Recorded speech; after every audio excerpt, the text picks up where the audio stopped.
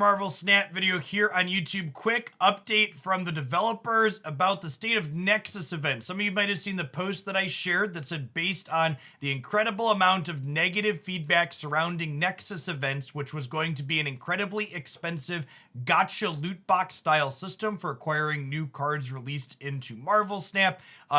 Second Dinner has scrapped that completely, and they're going to go back to the drawing board when it comes to new card acquisition.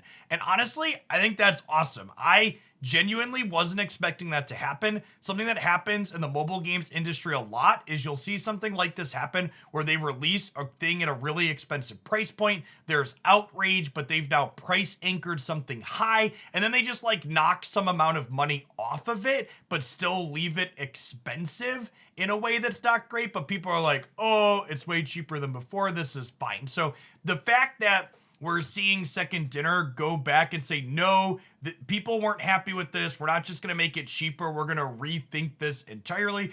That makes me optimistic for the future. I love Marvel Snap's core gameplay, and if card acquisition around the game is reasonable and players are happy and excited about it, I think this game has a super bright future. And then today, on top of that, so that's not strictly new news, but new news today is this, which they've actually gone above and beyond. I wasn't expecting them to rethink them to begin with, but they've kind of gone to the next level. So not only have they cut Nexus Events out of the game for the future, but they're going to be refunding everyone all of the gold that they spent on those Nexus Events. And they're going to give every player currently in the closed beta a free copy of the Jane Foster card that was the new card that was released via that one Nexus event.